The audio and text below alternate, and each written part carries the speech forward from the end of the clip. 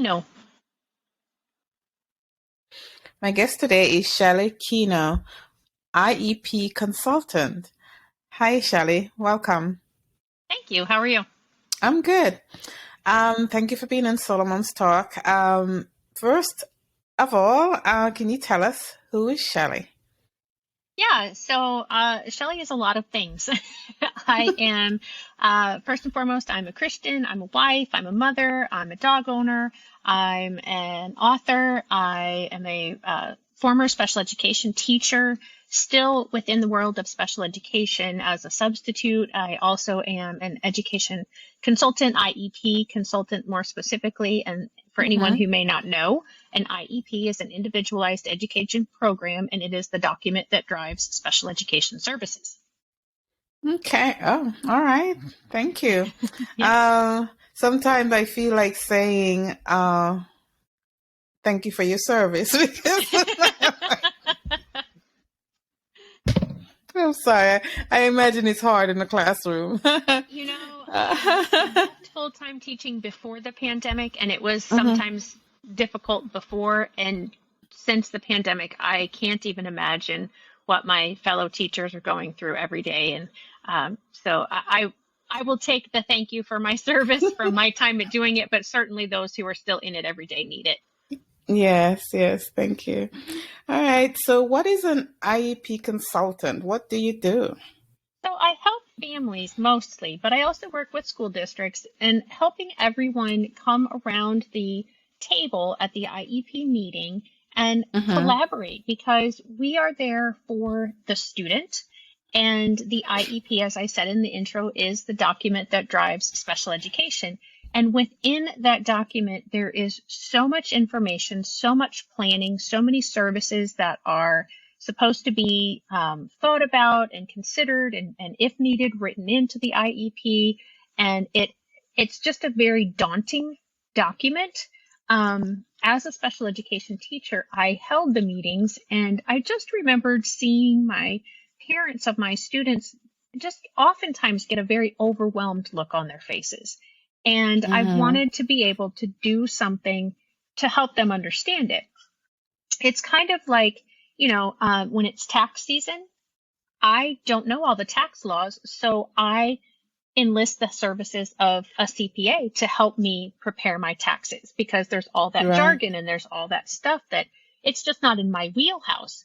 And that's what I do kind of as an IEP consultant is I come alongside the families, like I said, mostly, but I do work with school districts and I help them understand everything that is in that document, help them understand what their rights are. Um, Mm-hmm. at every IEP meeting, the parents are given a copy of, or they're offered a copy of their procedural rights and safeguards. And I don't tell them anything that's not in that document. All I'm doing is clarifying and pulling out Okay. some of that information that is important that most people aren't going to take the time to read that document. Kind of like when you get a Mm-hmm. lease on a car or a mortgage on a house, you don't read Mm-hmm. all of those pages of documents. And Right. and it's the same way with an IEP. And so I help the families if they already, I can go to meetings with them if their child already has an IEP and they just want me to look over it. And I call it my level up program. They want me to see, is there a way we could make this better? Maybe it is already a good one, but they want to make it better. Unfortunately, most of the people that call me are feeling that their IEP, their child's IEP, is not a good one. And they Mm-hmm. want my services to help make it a good one, not a better one, but a good one. Um, Right. and then what I do on the school side is I can go in and provide professional development for the school teams. All teachers have to earn continuing education units throughout their teaching career. And so I can go in Mm-hmm. and I provide the training in the special education process and things that they might not think about or didn't think they were allowed to do. And I bring those kinds of things out. And again, just help everyone be collaborative for the student. Um, Everyone at that table is speaking for the student, and typically the student isn't even there. So we're making decisions for Right. somebody who isn't doesn't have a voice when all of that is being Right. made. And so just trying to my main goal is really to be collaborative because we usually have years of relationship within the parents and the school. And so, I Mm-hmm. want to come in and make that relationship a good one. And Mm-hmm. again, make it so that the child is getting the appropriate services that they should be getting. Right. Okay. Thank you. All right. So, and correct me if I'm wrong on the terminology or anything like that. So, the IEP is usually a document created to educate like a special needs child. Is that Yes, correct? there's an eligibility Okay. process or evaluation process that if someone Mm-hmm. feels that either the student, because the school can suggest that the child go through an evaluation process, or if the parents feel their child is in need of something other than what they're getting in the general education curriculum, then yes, they can Mm-hmm. request an evaluation. So yes, that it is for the students who have, Okay. they learn differently than the way that things are being taught. It isn't that they can't learn. Mm-hmm. It isn't that the curriculum is dumbed down or made easier. It's helping the child be the best version of themselves and finding the tips and Okay. tools that are needed to help the child with an eligibility for special education. Okay. And then if the parent doesn't isn't satisfied that it's helpful to their child, then rather than butting head with the school system, you would be a good advocate or, go between to help the parent one understand and the school knowing, I guess understanding as well, because a lot of times when a parent goes in, they might go in with high Right. emotions and stuff like that. And then the parent kind of, the school will probably push back because, their authorities being Right. questioned or whatever. You're the I peacemaker. try to be, yes. You're the Yeah, I peacemaker. try to help Okay. because All so right. often both groups are speaking different languages. I mean, they're still both speaking Mm-hmm. English, but Mm-hmm. as far as, how they're using the terminology. And so oftentimes, because I am a former special education teacher, I do have that knowledge of what all the acronyms are and what all the, things are that they're talking about. But I'm also a parent, so I can Right. understand things from the parent side. And yeah, I try to just help everybody see and hear, really hear what everybody else is saying at the table and try to come to a good consensus. But yeah, if they, whether the parent is happy or unhappy, they can reach out to me. But like I said, typically it's usually when they're unhappy and they've tried it on their own and they Mm-hmm. haven't been successful at working it out with the team. So then, or the other parts of the team, and so then they give me a call. Right. Okay. All right. So, yeah, I wanted to like pick through that because, as a solo mom, someone might be listening and figure, oh yeah, she Yeah. could help me with that, because I remember them trying to, um, Hmm. evaluate my son, and I wouldn't allow it because I just didn't understand Right. all of that. So for someone who is pushing back on that, you can help guide them through understanding that Right, process, absolutely. right? And I have Yeah, okay. a live stream that I do every week called hashtag no limits, but on there I interview people who have had limits placed on them by society and they've busted through those limits. And Mm-hmm. because of that, I have heard so many wonderful ways to collaborate and think outside the box of how to reach some of our students. And so I have lots of ideas, and Mm-hmm. sometimes schools are resistant to some of those ideas because they're so different than anything that they have been presented with before. Yes. But I also have a Facebook page and a Facebook group where um, moms can join the Facebook group and they can follow me on the Facebook page. And I give lots of tips on, this is what this means, or, Mm-hmm. make sure that, for example, the biggest one that I put over and over again is anything that you do, make sure it is in writing. If you are requesting an evaluation, make sure Mm-hmm. you request that in writing. If the school has denied Mm-hmm. something that you have requested, make sure that they put it in writing what they have denied and why they have denied it. It's called a prior written notice, but it actually Mm-hmm. comes out after the request, but it is prior to any change that would be made. So it's confusing, but that's why it's called that. Okay. And so I'd absolutely love to have people join my group or follow me on the page. And then in the group, I try to go live a few times a year, maybe 6 or 7, and just talk about one specific topic to try to, kind of give free advice, because especially, a solo mom, they don't have a lot of extra money to spend. Yes. Even though this is something that they probably would like to spend their money on, they may not have the funds to do so.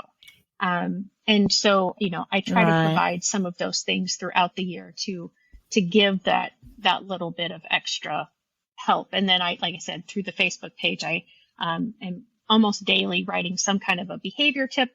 That's the area that I loved the most when it came to working with special education students, was those who had unwanted behaviors. And so I do a lot of behavior tips, but then I also put out a lot of IEP tips, like I just said, about the writing everything down. Right. Okay.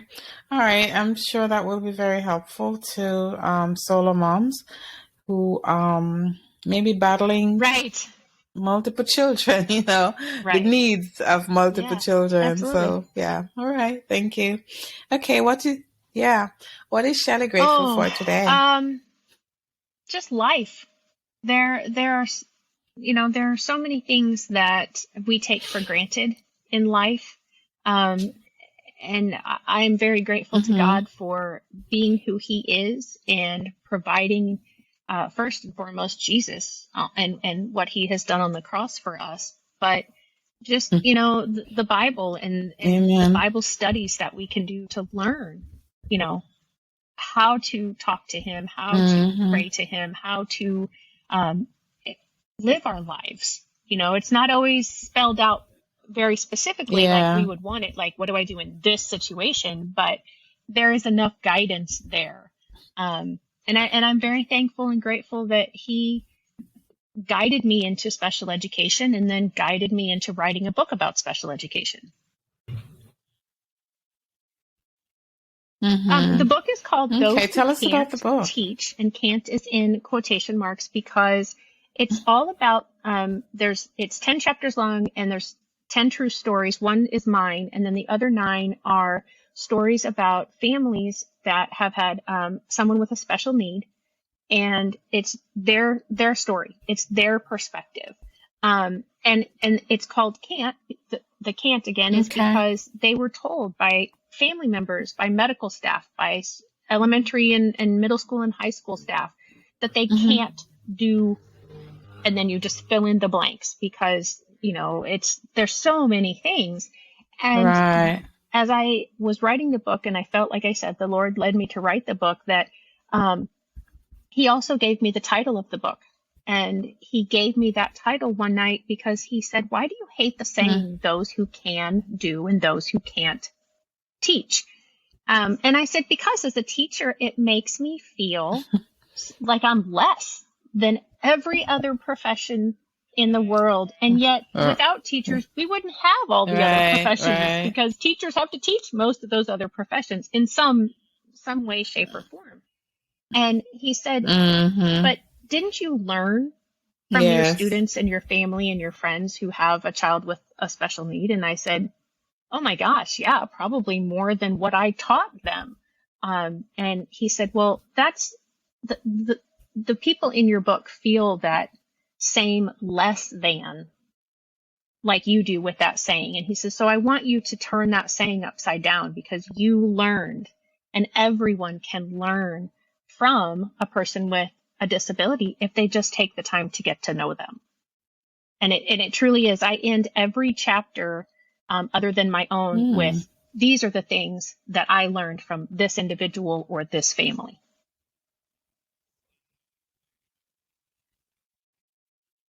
Wow, that's very interesting. Those who and tell us the title of the book teach. again. We put it in the show notes as well. And it's available through my website. It's available on Amazon or anywhere that books are sold, basically. All right. Okay. And then tell us about the website, how you can help, specifically how you would help solo moms and we've mentioned a couple ways, and also Yeah, how we can absolutely. get in So touch I with feel you like I'm directly or connect everywhere. with you I am online. on LinkedIn, I am on Instagram, I'm on Facebook, and I am on YouTube. And then I have my website, and the website is shelleykenow.com, and that's SHELLEYKENOW.com. You can reach me through email, Shelley@shelleykenow.com. The Facebook page is Shelley Kenow IEP Consultant. The Facebook group that I mentioned before is called No Limits, Changing the World's Perspective of Special Needs Through IEPs. On Instagram, my handle is Shelley Kenow IEP, and it's just Shelley Kenow on LinkedIn. On YouTube, I believe the channel is, you'll find it by Shelley Kenow Education Consultant. But if you just type in Shelley Kenow #No Limits, it will pop up.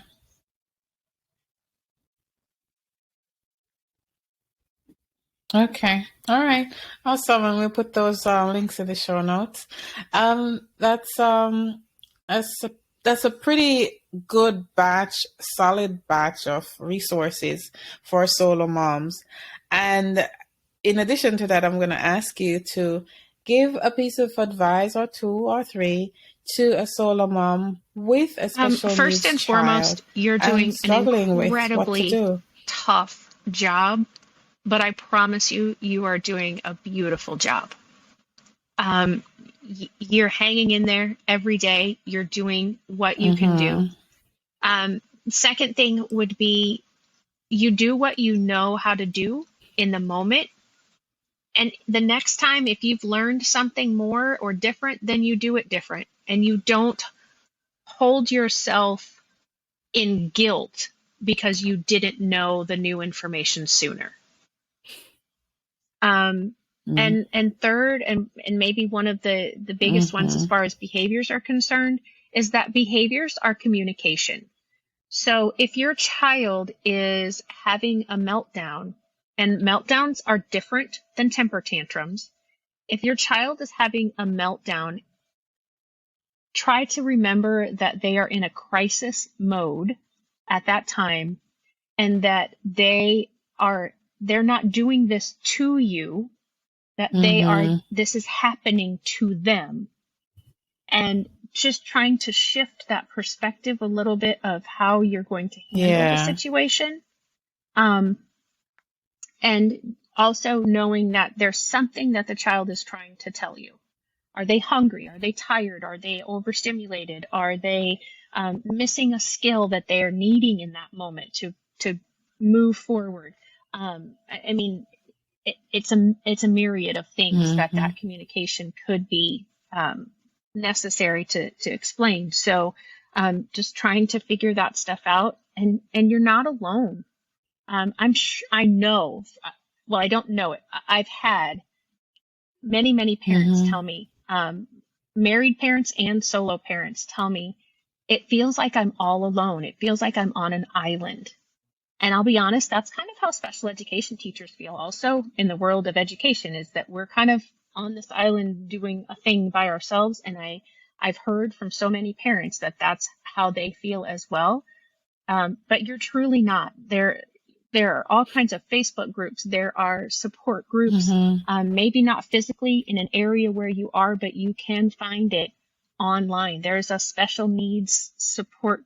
I'm trying to think of the name of it. It's a very large Facebook group. It has like 50,000 people in it. And, so you could look up special needs parent support group on Facebook, and you could find something like that. So don't try to do it alone. Try to find somebody to walk, or some people to walk alongside you. Yeah.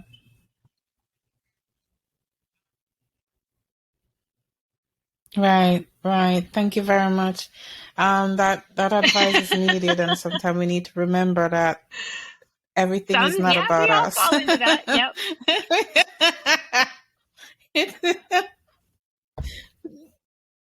Yeah, so Yeah, thank you. Thanks Thank for you having very me. much, Shelley Kenow, for coming and talking to us today. I really appreciate you. Okay. All right. My biggest Did you have philosophy is any we know who we final are, thoughts? but not who we will be. And that basically means, that's where the no limits comes from. Because we don't know what kind of things are going to happen to us tomorrow. None of us are guaranteed tomorrow. We could be going along at a certain rate and suddenly take a left turn and everything completely change. It could change for the better, or it could change for the not great. But we never know. And so hold on to that hope. Especially if you have a child that's having some extreme behaviors. I could sit here and tell you hours of stories, of success stories, of kiddos who started off at very young ages with very extreme behaviors who are now successful adults. Absolutely. Yeah. All right. Thank you. Sure.